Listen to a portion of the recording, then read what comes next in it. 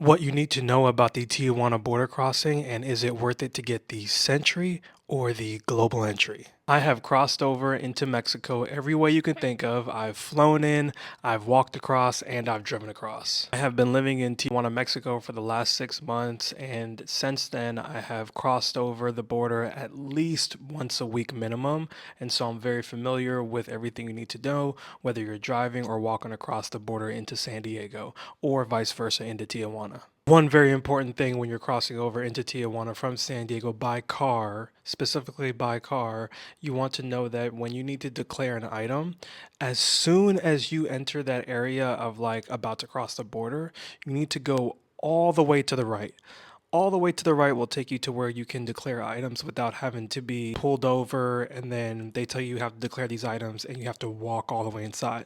Because that happened to me and had some items that I had to declare. I just didn't know that you had to go a certain route. I thought you could just, if you needed to declare something, if they were going to make you to do it, like you could do it at any point when they, pull you to the side or whatever. But if you get pulled over and have to declare something, they will make you walk all the way back into the building.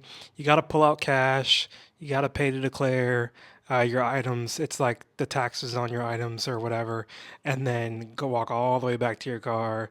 And that can be a long walk sometimes. So you definitely want to avoid doing that. So if you need to declare items, when you're crossing by car, you want to make sure as soon as you get into the area of like the border crossing, drive all the way to the farthest right lane and then go through there and you'll see the signs for declaring items. If you do not need to declare any items when you're crossing into Tijuana and you're driving by car, it's a pretty smooth transition. I highly recommend you follow the cars, not the lights. There's sometimes lights that show green or red to show which lane is open. Sometimes they are wrong. I've dealt with that by getting into the wrong lane, and it's the worst. It's annoying, especially if there's long lines. So follow the cars, not the lights. You just drive right through. If you do get pulled over to the side by one of the people at the checkpoints, then they're just going to go ahead and take a quick look at your car. They're going to ask you for your passport, your registration, and sometimes your insurance.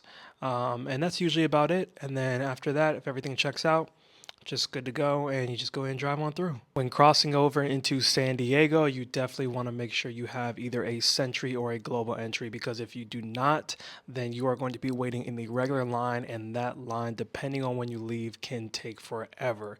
It is a very slow line. I've been in it once by accident.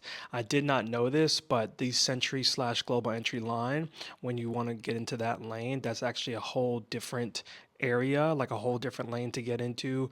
You have to actually take your GPS and type in Sentry Lane and it'll take you to it, because I first made the mistake by just going towards the regular like border crossing thinking there was going to be a sign to go like Sentry or not, and it wasn't like that. I just ended up waiting in that whole line. So you want to make sure that you for sure definitely GPS Sentry Lane or Global Entry Lane, and it will take you straight to the correct line that you need to wait in. Let's talk about Sentry versus Global Entry and what are the differences and which one is better. So, personally, I have Global Entry, and also personally, that's the one I recommend.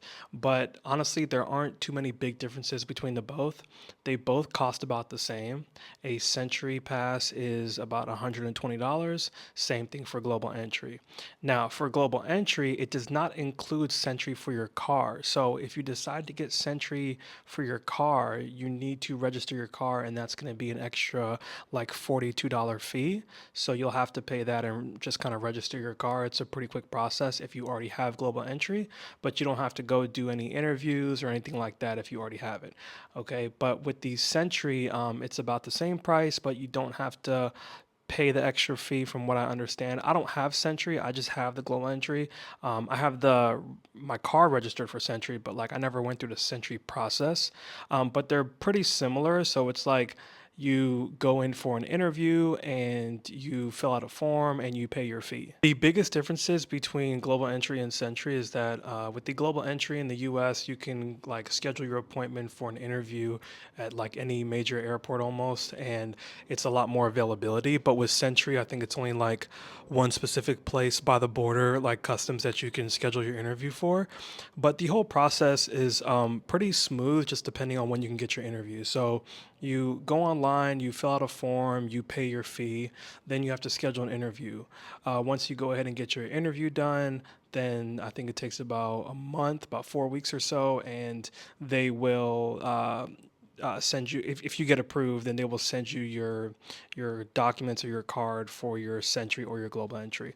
So from the research I did about Sentry, it seems like they're both kind of the same. Really, the only difference is really the availability with global entry. I did used to think that Sentry was only for like the Mexico border, but apparently it doesn't matter if you're crossing into the U.S. by car or walking or flying. If you're coming into the U.S. by another country with Sentry Pass, then you can still use the like global entry line, but it's only for U.S. citizens. Just remember that it's only for U.S. citizens. The Sentry Pass is available to everyone. Global entry is only available to U.S. citizens, but the Sentry can only cross back from another country in the customs line for global entry if you're a U.S. citizen. If you're not, but you have Sentry, then you still have to wait in the other line, other than if you're crossing over through the Mexico border. So just keep in mind of that. But Sentry is easier to get, I would say, because it's available to everyone. Global entry is only available to U.S. citizens. So yeah, if you guys are thinking about getting it, I think it's worth the investment because those lines at the border, driving or walking across, even flying across, I'm sure you guys have seen the customs line when coming in from another country. They can get pretty crazy. Waiting in line time at the border can really vary. It doesn't matter if you're walking or you're driving, it can really vary. Even if you have global entry, really just depends on the time of day. Me, I usually cross the border to San Diego on like a Saturday, and when I do that, I leave really early. So I'm usually leaving the house around 7:30 a.m. to 8 a.m. to go cross the border. It does not matter if I have something to do at 10 a.m. or 2 p.m. I'm going to leave at that time every time if I can because the line gets really crazy, even for the global entry one. And I will say the global entry one still moves a lot quicker. It's still worth it to get, but it just can be a crazy long line. It can still take you a while. I usually probably, it probably takes me about 15 to 20 minutes like max on waiting time when I leave at that time because there is a little bit of traffic. Sometimes it's a lot less, sometimes there's no line, but it really just depends on the time of day. If you're leaving during like rush hour, or just, a really bad time like, 3, 4 p.m. and you're trying to cross, you're most likely going to be in the way back and you're going to be waiting for maybe an hour, maybe 45 minutes like minimum, and that's in the global entry line. So just be cautious of that, man. I've seen these lines get crazy. Luckily, I don't have to cross every single day, but if you're going to cross earlier, the earlier the better. Sometimes you'll get lucky, and if you leave early enough, there'll be nobody and you'll just go straight to the front. But sometimes there's still a line and you gotta wait, but the wait time will be like 15 minutes. And mind you, I'm only like 10 minutes from the border where I live at. So like it's a 10-minute drive to the border. I'm leaving around 7:30, 8 a.m. I cross. It's usually a pretty quick like 10, 15 minutes. And then I cross and then I'm good and then go about my day. And then I'll come back around midday, maybe like 2 or 3 o'clock. But there's not usually a lot of traffic around that time on a Saturday coming into Tijuana. So yeah, you just got to prepare the time of day. If you're going to cross back and forth, just try your best to prepare the right time of day so you don't have to sit in too much traffic if that's a big deal to you. Last thing I want to say about hanging out at the border when you're trying to cross into San Diego and you're in your car, you really do not have to worry too much about like being hungry or thirsty. There are plenty of carts out there that are offering coffee, water, soda, tacos, like all types of stuff. People set up out there and they are selling all day because they know they have all that traffic coming through and even on the walking side as well. So just don't even worry about that. If you're like, if you know you're running late to that border and you just need to go get in line, go ahead. You can get your coffee and your food and everything while you're still in line. Maybe even some souvenirs as well.